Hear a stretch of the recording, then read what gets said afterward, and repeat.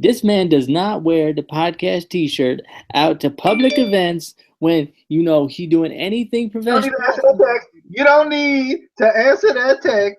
Nah, don't look over there. You don't need to answer it. It ain't nothing. It's nothing important. It was my notification that we started a video. Oh, yeah. So shut up. Yeah, because it sends me that, so I know that we starting a video, even though I'm in the video. It still let me know, hey, video, and I'm like, oh, okay, I didn't know that. But anyway, we are back for our week in review, I guess we're gonna call it, something like that. Weekly review, something like that. Something with the review of the WWE's, SmackDown and NXT, or as I put it in my notes, the War of the Raw, Smackdown and NXT. I couldn't think of anything that Matt Hardy would do for NXT. I tried to Hardyize it. It didn't work. The X of the NT, the T of the NX, I don't know. But anyway, let's get into War of the Raw. I don't know. I kind of felt like this was a weak show, kind of, especially for a go home show. You usually kind of. I just didn't feel like they really. I felt like they could have done better for this show. Failed at getting the fans to boo Lesnar. And build his heel heat. Instead, they booed Goldberg and didn't chant his name when Heyman was trying to get them to do that, which I thought was weird because last week when Goldberg returned, everyone loved it. There was a huge pop. All the fans were into it. And now all of a sudden, we forgot. We're WWE. Boo! Boo! We forgot this guy. It wasn't. I don't think that was what it was. I think it was because they were in Minnesota, in Minneapolis, where Brock Lesnar's from. So it was a dumb move on WWE's part to try to get the hometown fans to boo Brock Lesnar, right? Like it doesn't matter. Like if you think about it, for the most part, for most wrestlers, when they go back to their hometown, they're usually going to be cheered just because they're in their hometown, regardless of if they're here or not. And I thought it was really dumb that they were like, it was funny because they tried to play it off like we wouldn't know it, like we wouldn't notice or whatever. Because Paul Heyman was like, you come out here in Brock Lesnar's hometown and you're chanting Goldberg, and he's waiting for it and they're not doing it. He's like, I don't really know what to do. So they try to play it off like it was actually happening, and I'm like, you do realize they're not chanting Goldberg, right? And plus, I just thought it was kind of dumb that they did this in Brock Lesnar's hometown. I was like, they could do this anywhere else and it would have been fine. You know what I mean? But I think it was because it was Brock Lesnar's hometown and home state that it was hard for people to chant Goldberg because I think they came into it thinking people would, but it was hard for them to chant Goldberg because a lot of times the hometown crowd, they're going to chant for the hometown guy, regardless if they're a face heel or they just killed a baby. They're probably going to, that's just how it is. That's just how the hometown crowd is. They don't care what you do. They're going to love you. Well, probably if you killed a baby, they probably wouldn't love you as much. But storyline wise, let's just say storyline wise, if they killed a baby, they probably still like the hometown crowd. That's just how wrestling fans are. We know how wrestling fans are. I'm never going to let you book a show. Ever. It's just they throw babies around all the time. They throw in wrestling shows. They throw babies around all the time. Didn't they push one off the freaking? They pushed one off the stage one time, and they were like, "That won't kill him," because it would. So they've been close. No, the only time they ever did anything with a baby was when Snitsky kicked the baby into the. Oh. But it wasn't his fault though. So it wasn't his fault. That's true. It was not his fault. Any thoughts on Raw? Anything else you wanted to add? I actually enjoyed Raw. I don't know what it was. I'm of the weird essence of I just enjoy watching wrestling every week, I guess. Now, albeit, I don't think Raw is the greatest thing of all time. I still think it's too long. I still kind of get bored just like sitting there for that long, I guess, when it's not a pay-per-view. But two, I didn't think it was, that bad. The only thing that really got me was the Goldberg thing. I was like, no, I get it. You want to have Brock Lesnar come out of his hometown, but they should have known that his hometown was going to cheer him. That's how it works. But yeah, like, I mean, that wasn't really anything like too elaborate about Raw, I guess you could say. You know what I'm saying? There wasn't really like a big like, oh my God, that was so cool. Like it would have been cooler if they wouldn't have goofed on the Brock Lesnar Goldberg thing, because I like how they're building that. There was one more thing that they did. Oh, it was the when they were building up the women's Hell in a Cell. And I talked about this on predictions. They belittled, or Mick did at least. He belittled those women so much. I don't know if everybody else felt this way, but I just felt like kind of sorry for him, because I get it. Like, okay, they've never been in this match before, but it felt like he was like, and maybe it was just the way I took it, but it felt like he was saying, you're not ready for this because you're a woman. He didn't say that specifically. He didn't say that exactly, but it felt like he was saying that. And I think that was the issue. Now, if they would have had Stephanie out there saying, my husband's been through this match, my brother's been through this match, I've been close enough to this match to see how rough it is. I don't know if you guys are ready for this. You know what I mean? But like, I felt like it was less of like a promotion of how strong the women are and more of a, you can't do this type thing. And that's what I didn't like about it. I just felt like, and it may have been the tone of his voice or something, but like something was just off to me about that segment, where like it just felt like he was just belittling them like they couldn't do it. And I'm like, why would you put them in? Weren't you the one that put them in the match? Why would you put them in the match if you felt like they couldn't do it? And I get it. He was trying to make them like take it seriously, but still, that was kind of my thing I didn't like about that portion of Raw either. I mean, I get what they were trying to do, out of anybody to kind of, talk some sense into you about going into Hell in a Cell. It would obviously be Mick Foley. I mean, he's was thrown off the Hell in a Cell twice in the same match. He's had so many crazy matches with Hell in a Cell. So he kind of knows. I mean, it might have worked a little bit better, sounding better if it was Stephanie, but at the same time, she, yes, Triple H has been in the matches, Shane's been in the matches, but she really hasn't been there to kind of get that impact. He probably could have worded it differently, or I don't know what he could have done to kind of make it not feel as much like he's belittling them and more warning them. I don't know. I just think it was booked wrong, or I don't know. Also, the segments with Brian Kendrick and TJP, I kind of like that, where Brian Kendrick is like, using his heel kind of tactics to kind of, pretend he's all desperate and, I need this, you got to let me win, blah, blah, blah, kind of a thing. It kind of got me a little bit more into the match, wondering what's going to happen. Obviously, Brian Kendrick is a heel. I mean, is he going to be even more of a heel? Is there going to be outside interference? Something's going to happen. Yeah, I like that too, because it really did, like, I mean, because you could go into this match without that and probably say that 90% of people would probably say TJ Perkins would win, just because he hasn't had a title for very long. He just won it.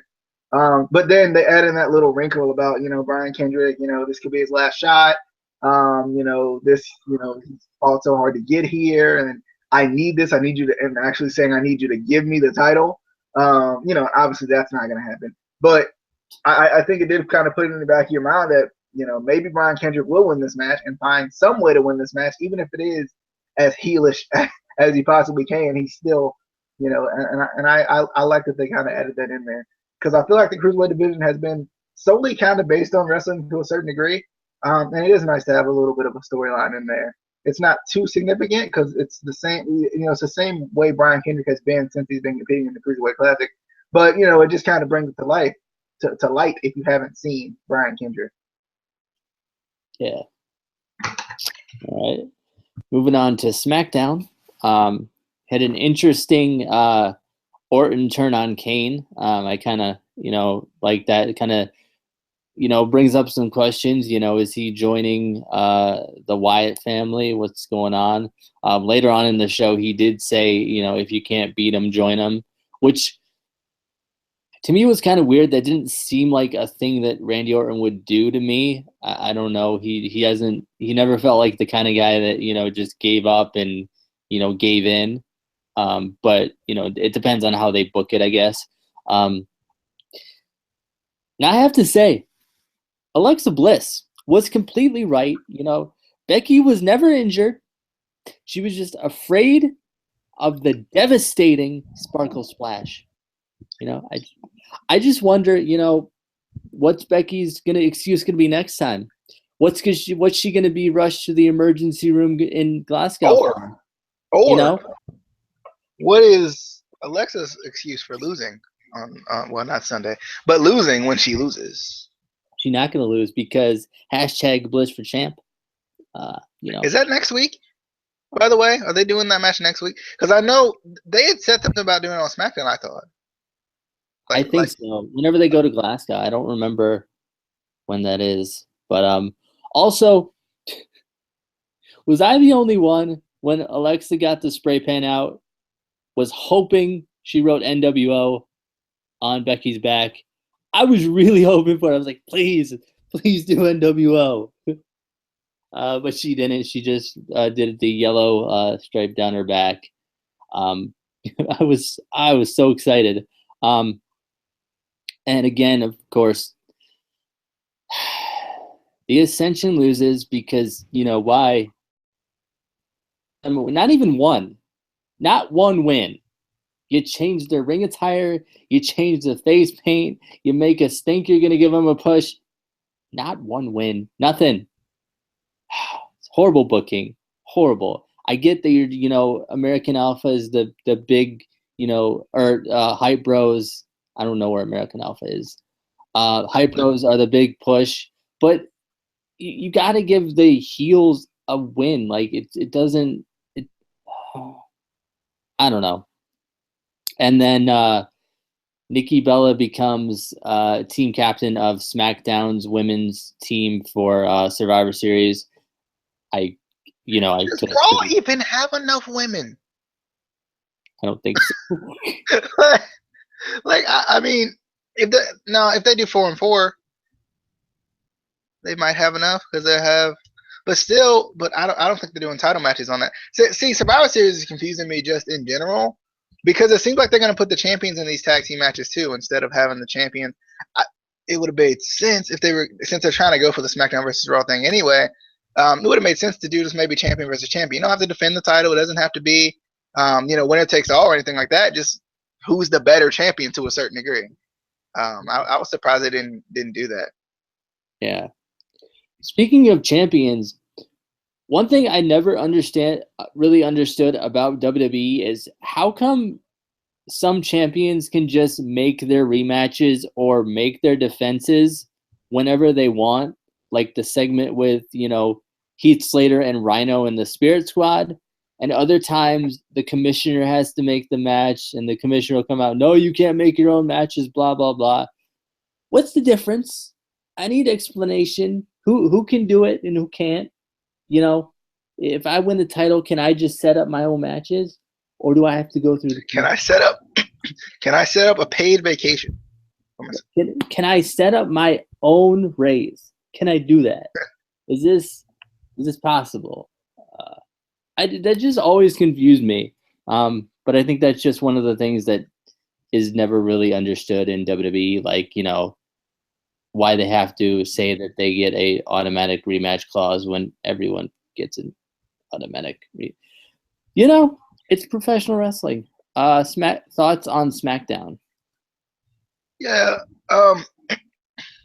I like the Randy Orton joining the Wyatt family thing or whatever he's doing with the Wyatt family. I'm not sure exactly. And it was kind of like a swerve type thing because there really wasn't anything. There wasn't any build to it. There wasn't. Like I don't even think Braves beat him that much. It doesn't feel like.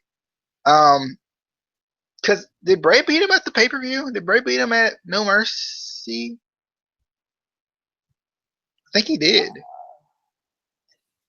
Yeah, he beat him with the help of Luke Harper. So yeah. I get it now to a certain degree, because he technically beat him at SummerSlam, or not SummerSlam, but Backlash. Or Backlash, yeah. Yeah, he technically beat him at Backlash because he beat him down, to where he was unable to compete, and then he did beat him at No Mercy. So I mean, I get that, I understand that. Only thing I would have wished I wish they would have kind of played with the psychology a little bit more and had Randy like kind of be thinking about it a little bit more before he did this. But it's definitely interesting to kind of see like where it's gonna go, because you never really know, where this is gonna go. But let's see, I kind of like the if you can't beat him, join him thing. I like how he didn't say much. Kind of keeps you wondering. That's always a good thing, especially with something like this. Kind of when they had Daniel Bryan join the Wyatt family, he just kind of walked out with them, and that was it. That was the end of the show. So, I like how they're doing it this way again. I don't know where Eric Rowan went. Like that man was there. Like Luke Harper was gone. Eric Rowan was like the main guy, the main second member or whatever. And now like Luke Harper's back. Eric Rowan, see you. So I don't know where he went. Bliss did leave Becky Lynch laying. That was a pretty good segment. I liked it. I definitely want to go back and rewatch it again. But I liked it. I like how they're kind of incorporating spray paint in it too. I don't know if that's gonna just be a Bliss thing or something, but it was something new since we hadn't seen it in a long time. Since the NWO, so that was pretty cool. But I'm kind of wondering because I feel like that's going to be a good match when it comes. I'm excited for it. I want to see how it's going to play out. But that's pretty much my thoughts on this. Oh yeah, and with the Ascension, I don't know. I don't get it. I don't understand. Like they worked their way up through NXT.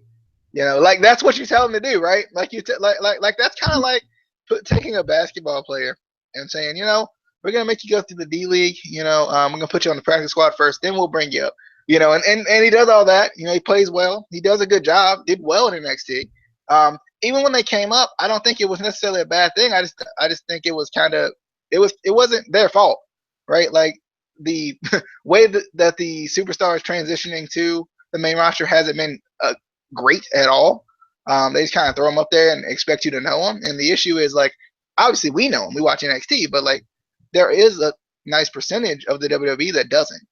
And that was kind of my issue with that too, is I just didn't like that with the Ascension. I wish they would be kind of consistent with it. And then I'm fine with the kind of, push one team this week, push one team that week, keep every team feeling like they're strong, but they never push the Ascension. like they really never push the Ascension, it feels like, and I hate it because the Ascension are good. I mean, the thing about it, and it goes back to consistency too, because, yes, NXT and the main roster are different, but you have to sort of keep a storyline going between the two to make it make sense. I mean, the Ascension were so dominant in NXT. They were, when I first came into actually watching NXT regularly, they were the tag team champions at the time, and they were one of the longest reigning tag team champions. And no team could beat them. They brought Too Cool in to try and beat them at, I think, the first takeover. But I mean, and then they come to the main roster and they can't get one win. I cannot remember the last time they got a win. Like, how can they be so dominant in NXT and then come out of the main roster and they can barely get a win? That there's no sense in that. It doesn't make sense at all. I mean, I get, and I think the issue is too, like they I feel like they book NXT like it's its own brand, but then as soon as they bring them up, they're like, oh, that was just developmental. Because you've seen the same thing with guys like Neville and Bo Dallas and guys like that, who we're NXT champion, and we act like, you know, they want to like promote NXT like it's like its own brand, its own little, you know, its own thing. But then they treat them like it's like, oh, they're just a small fish in a big pond now. They, you know, they can't find their way, and that's what I don't really like about it. I mean, it's kind of like, you know, it should make sense though. Like it should, if you're dominant in NXT, you should be dominant on the main roster. I mean, obviously it's a big, like you said, you know, a bigger pond, you know, and there's going to be tougher competition, but you should still be getting wins at least against, you know, smaller teams and things like that. I mean, it's like, you know, we're talking about, you know, D League to like, you know, main roster NBA. You know, if you are really dominant in, you know, your D League team, and then you come up and you're trash, it doesn't make sense. Like, you're gonna be good, you know, either way. I don't know. I just really hope that they actually, you know, start doing something with them, just because they are a good team. You know, they're not the best, I'll give them that, but there's so many other companies that I'm sure would love to have them, especially as, you know, that big, you know, dominant team type thing. But anyway, moving on to NXT. We got to see Ho Ho Lun and Tian Bing debut. Tian Bing was the first ever Chinese superstar signed by WWE. I remember when they had this, you know, when he was being signed, they had all the, you know, WWE like network exclusives and WWE.com exclusives and things like that. It was a big deal. And now finally getting to see him was pretty cool. I thought they were actually a very impressive team. You know, this was one of those matches where you know, I wouldn't have been really upset either way if, you know, with whoever won. Obviously, I knew Ciampa and Gargano were going to win just because they're the more well-known team WWE does, you know. But Ciampa and Gargano do advance to the quarterfinals. So excited I get to say quarterfinals again. I thought it would never happen, but I get to say quarterfinals again. For some reason, you know, they thought giving Aaliyah another match was a good idea, and why they do this? Why? I mean, unless you're gonna call her Noof, I can't like her. I just can't do it. I can't. You need to rename her Noof, and that's just. But during this match, Liv came out, and which I liked, kind of, you know, trying to get some revenge on Peyton Royce and Billie Kay. I'm pretty sure now we're going to see Billie Kay and Peyton Royce versus Liv Morgan and Aaliyah. It's just how WWE books things, you know. You got to have a tag team match in there somewhere. You have to do it. We got Noah Paches, who I feel like he's one of these guys. I know I've seen him in NXT, and they said we've seen him before. I can't tell you when. I know I've seen him, but I don't know when it was. It was probably a jobber match, kind of like the one he was in tonight. I don't even remember who his opponent was, but, you know, I saw the guy.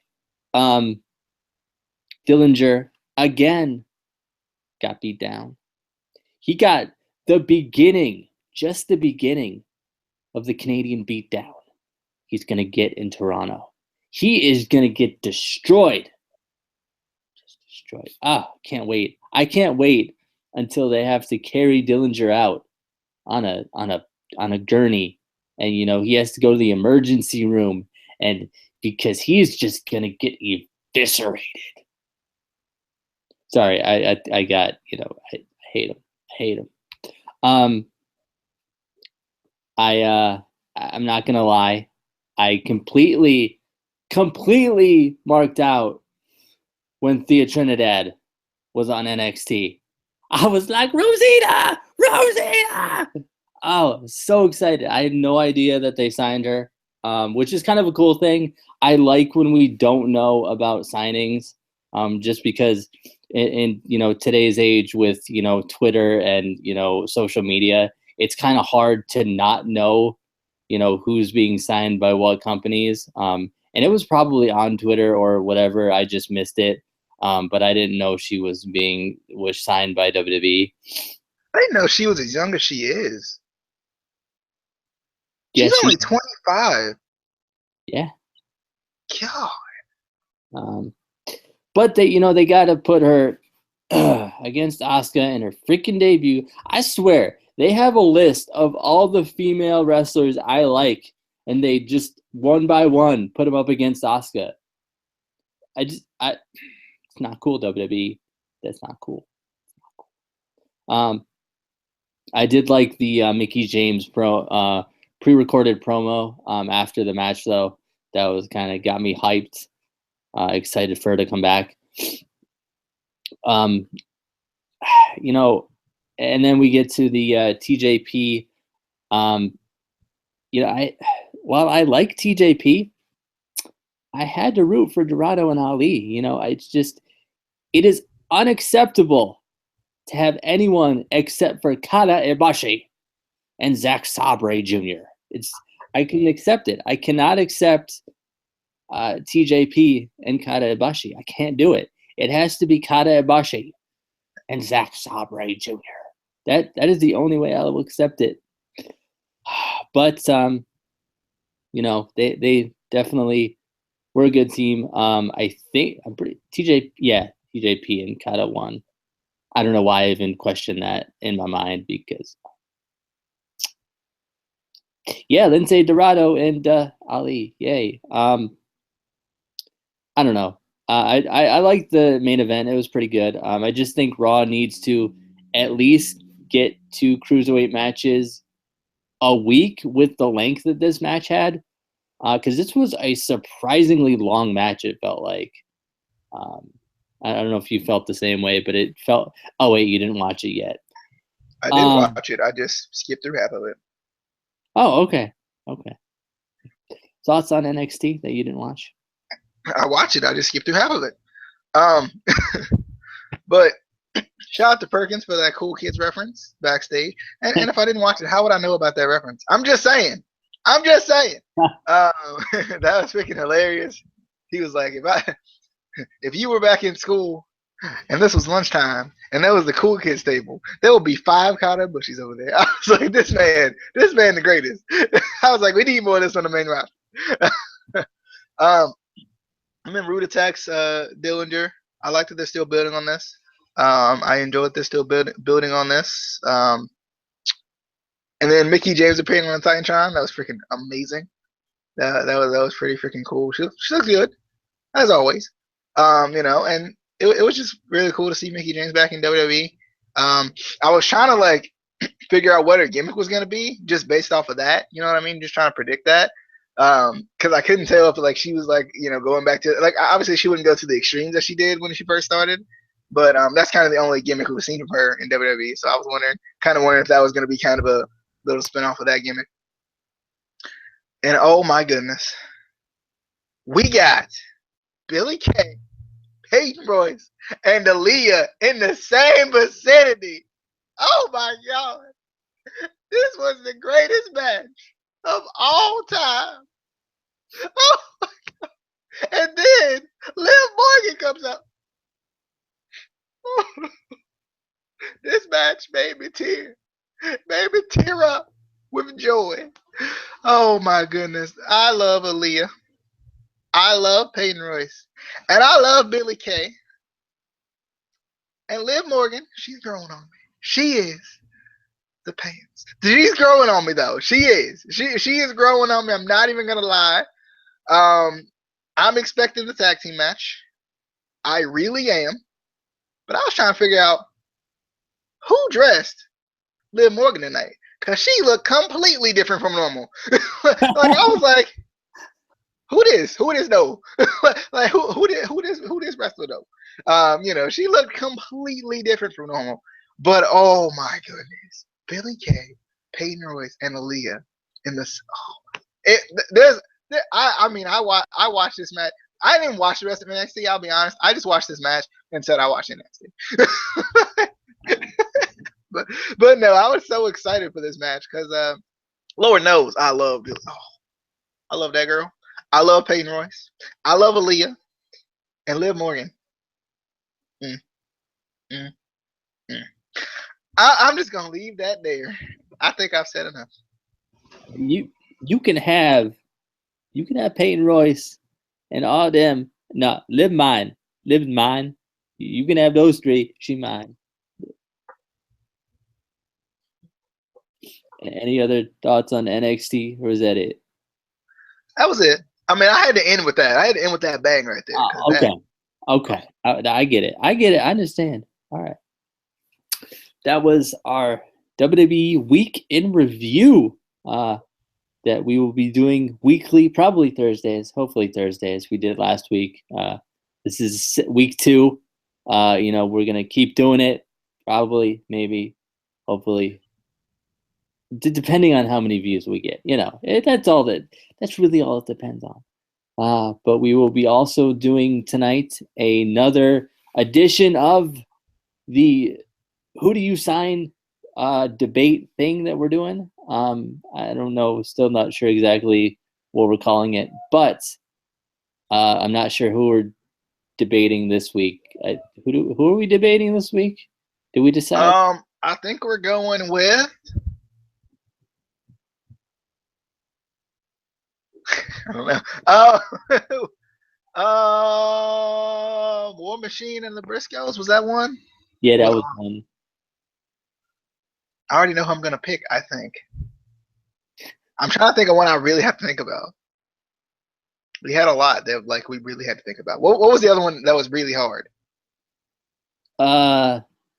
Let's see. We got Bobby Fish or Kyle O'Reilly. Nope, that one's easy. Eli Drake and Adam Cole. Who was the first one? Eli Drake. Oh, let's do that one. Since TNA's night anyway, let's just do that one. That'd be a good one.